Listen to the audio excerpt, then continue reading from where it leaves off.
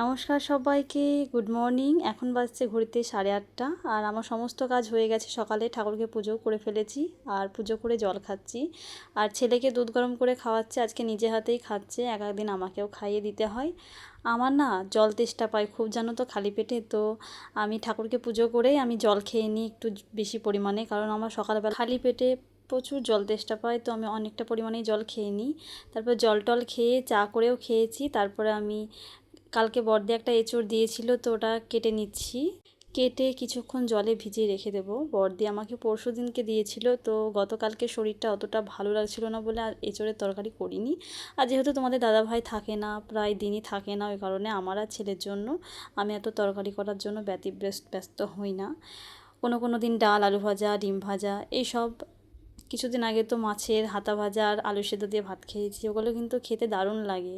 ফেনা ফেনা ভাতের সাথে বেশ ভালোই লাগে। উদাহরণকে ওর দিদির সাথে সেন্টারে পাঠিয়ে দিয়েছি, কারণ দিদিমণি বলবে, ওর দিদি যেহেতু 6 বছর বয়স পূর্ণ হয়ে গেছে, এখন গরমে ছুটি পড়েছে বলে দিদিমণি বলেছে সুধর্ণ তো সেভাবে সেন্টার যেতে চায় না, ওই কারণে দিদিমণি বলেছে যে প্রীতিকে বলবি আসতে, ওর সাথে আসবে। তো দিদিমণি বলেছে বলে প্রীতি যায় আর সঙ্গে করে ভাইকেও নিয়ে যায়, আর সুধর্ণ ওর সাথে যেতে বেশি পছন্দ করে। Hello everyone, good morning. দীপিকার ফ্যামিলিতে তোমাদের সবাইকে জানাই অনেক স্বাগত, অনেক ভালোবাসা। আমি খুব ভালো আছি, আশা করি তোমরা সবাই খুব ভালো আছো। আর সকালবেলা উঠেছি, এখনও কিছু খাইনি, তাই ভাবলাম আজকে একটু ডিম সেদ্ধ করি, কারণ অনেক দিন ডিম সেদ্ধ খাইনি। তো আজকে খেতে ইচ্ছা করলো বলে একটু করতে দিলাম। সুদানোর জন্য একটা দিয়েছি, আমার জন্য একটা দিয়েছি। আর রান্না করব আজকে, কালকে বড়দি একটা কাঁঠাল দিয়েছিল, তো ওটা আজকে তরকারি হবে। ওই কারণে আমি একটু আবার চিংড়িও নিয়ে নিয়েছি। চিংড়ি দিয়ে বেশ ভালো লাগে। আর চিংড়িগুলো নিয়েছি, সেগুলো খুব একটা ছোট ছোট না, বেশ বড় বড়, খেতে ভালো লাগবে। সুধর্ণ মানে ভাজলে খাই, ও ভালোবাসে। আর আমার ভাজাটা অতটা পছন্দ না, আমার ঝোলের সাথে বেশি ভালো লাগে। ওটা করব আর শাক করব আর সবজি নিয়েছি, ওগুলো কালকে করব, আজকে আর অত করব না, কারণ তোমাদের দাদা ভাই নেই তো। ও এখন আজকে আসবে কিনা কোনো গ্যারান্টি নেই, আজকে না আসলে কালকে চলে আসবে। এরকম ঘরটাও সব ক্লিন করে নিয়েছি। আর ঘরে ঘরে সাপ ঢুকছে বলে তোমাদের দাদাভাই এই জানালাতে একটা নেট লাগিয়েছে, ওই জানালাতে একটা নেট লাগিয়েছে। তারপরে মায়ের ঘরের জানলার মানে ঘরের পেছনে জানালা আছে, ঘরে জানালা আছে, তো ওখানে একটা নেট লাগিয়েছে। তো নিজের সেফটি নিজের কাছে। তারপরে তো সাপ সাপ তো বিশাল অট্টালিকাতেও ঢুকবে, কিছু করার নেই। তো বিষধর সাপ ঢুকেছিল আমার ঘরে, আমি খুব বাঁচান বেঁচে গেছি। তোমাদেরকে তো আমি শর্ট ভিডিওর মাধ্যমে বলেছি লিখে টেক্সট। তো ডিমটা সেদ্ধ হচ্ছে, খাবো, খেয়ে তখন একটু বসে। আমার তো রান্নার চাপ নেই, কারণ সুধর্ণ আজকে সেন্টার আছে, সেন্টারের ভাত খাবে। তো চলো, মা আজকে সেন্টারে কোটো দিতে গিয়েছে, আজকে আমার একদম ভালো লাগলো না, আমি তখন গিয়ে নিয়ে আসবো। একবারে 11টার দিকে রান্না বসাবো, ঝটপট হয়ে যাবে, মশলা টশলা সব করাই আছে। তো চলো সঙ্গে থাকো। আজকে আর চা খাবো না, আজকে ডিম শুদ্ধটাই খাবো শুধু। আজকে চিংড়ি মাছ নিয়েছি 100 মতো, তো কাঁঠাল দিয়ে করব, ভালোই হবে। তো চিংড়ি মাছটা বেশ বড় বড়ই ছিল, ফ্রেশ ছিল। এক একদিন চিংড়ি মাছ ভালো হয় না, আজকে চিংড়ি মাছগুলো বেশ ভালোই ছিল। তাই বলে আমি কেটে নিচ্ছি, কেটে ভালো করে ধুয়ে নেব। আর সুধর্ম এখন নেই বলে আমি সমস্ত কাজগুলো এগিয়ে রেখে দিচ্ছি। আমি কিন্তু রান্না এখন বসাবো না, এখন বাজছে ঘড়িতে 9:30 মতো, এখন কেটে রেখে দেবো। আমি 11টার দিকে রান্না বসাবো। সকাল সকাল রান্না করতে আমার খুব একটা ভালো লাগে না, যেদিনকে কাজের একটু চাপ থাকে সেদিনকে করি। এখন কোনো কাজের চাপ নেই, রান্না করা, ধোয়া আর ঘর মোছা। ঘর তো সকালে মুছে ফেলি বাসি কাপড় কাচার আগেই। আবার তারপরে আমি যখন রান্না বান্না করা হয়ে যায়, স্নান করার আগে শুধু বারান্দাটা মুছি। তো এইভাবে আমার সারা দিনটা চলে। বাড়িতে সেরকম কোনো কাজের চাপ নেই, টুকটুক করে এভাবেই চলি। তো মাছ দেখো বলতে বলতে আমার অনেকটাই কাটা হয়ে গেছে, আর কটা মতো আছে। আর নোটে শাকও করব, নোটে শাকটা অনেক দিন ধরে ফ্রিজে ছিল, তো ওটা আমার কাটা হয়ে গেছে, কেটে ধুয়ে রেখে দিয়েছি। চিংড়ি মাছগুলো ভালোভাবে ধুয়ে নিয়ে এসেছি, এবার লবণ হলুদ মাখিয়ে কিছুক্ষণ রেখে দেব। এবার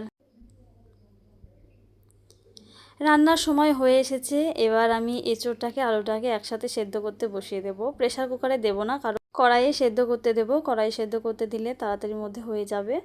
আর যেগুলো কচি হয় সেগুলো প্রেসার কুকারে দেওয়া যায়, এখন এরকমভাবে মানে কড়াই দিলেই হয়ে যাবে এখনকার কাঁঠালগুলো।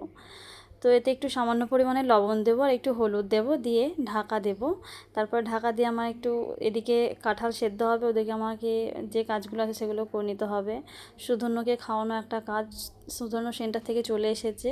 তো আজকে সেন্টারে ফেনা ভাত, তার সাথে আলু গাজর সমস্ত রকমের সবজি দেয়, এক এক সময় তো নোটে শাকও দেয়, তার সাথে যেদিনকে ভাত সেদিনকে গোটা ডিম দেয়। তো ওটাই খাইয়ে দিই। সেন্টারটা হয় বলে সকালের দিকে সুধন্যর জন্য যে এক্সট্রা করে খাবার বানাবো সেই ঝামেলাটা থাকে না, রবিবারের দিনটা বানাতে হয়। আর সেন্টারে বাড়িতে থাকলে তো পড়াশোনা করবেই না, সেন্টারে গেলে দিদিমণি আসে, একটু পড়াশোনাও করা হয় সকালের দিকে। আর যেদিন মন ভালো থাকে সেদিনকে পড়া করে। তো খাওয়ানো হয়ে গেলে আবার সেদ্ধ হচ্ছে ওদিকে কাঁঠাল, তারপরে আলু একসাথে বসিয়েছি, ওটাকে নামাতে হবে। তো কাঁঠাল সেদ্ধ হয়ে গেছে, এবার আমি চিংড়ি মাছগুলোকে ভেজে নেব।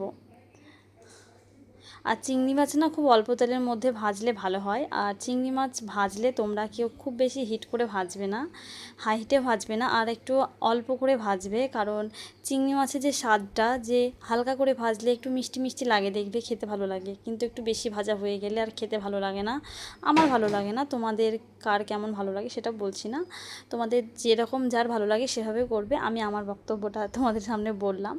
তো দেখো আমার চিংড়ি মাছ ভাজা হয়ে গেছে, এবার আমি ওই তেলে আমি কাঁঠাল আর আলুটাকে একসাথে ভেজে নেব। তো আমি আর এক্সট্রা করে তেল দিইনি, একটু তেল ছিল, আমি হালকা মতো একটু ভাজবো, খুব বেশি ভাজবো না।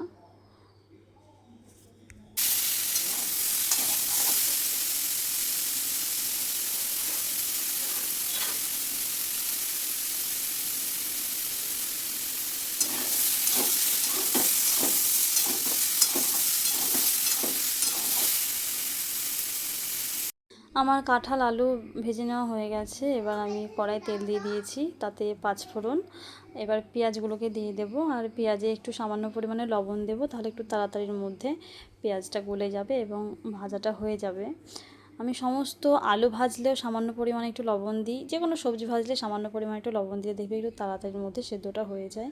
আমার পেঁয়াজ ভাজা হয়ে গেছে, এখানে মশলা করে নিয়েছিলাম, শুকনো লঙ্কা, রসুন, আদা, জিরে এসব বেটে নিয়েছিলাম শিলে, তো এটাই দিয়ে দিলাম। তার সাথে একটু সামান্য পরিমাণে জল দিয়েছি, পরিমাণ মতো হলুদ, একটু লবণ, পরিমাণ মতো লবণ। তারপরে ভালো করে কষিয়ে নিতে হবে, ভালো করে। তখন যখন তেল একটু ছেড়ে দেবে তখন এই এঁচোড়টাকে, আলুটাকে আমি দিয়ে দিয়েছিলাম। তো এটা একটু ভালোভাবে কষাবো। আমার এঁচোড়টা একটু অনেকটা বেশি পরিমাণে সেদ্ধ হয়ে গেছে, তো ওই কারণে আমি একটু আস্তে আস্তে নাড়ছি, কারণ ভেঙে গেলে তো আর ভালো লাগবে না। তো এঁচোড় আলুটাকে কষানো হয়ে গেছে, এবার জল দিয়ে দিয়েছি।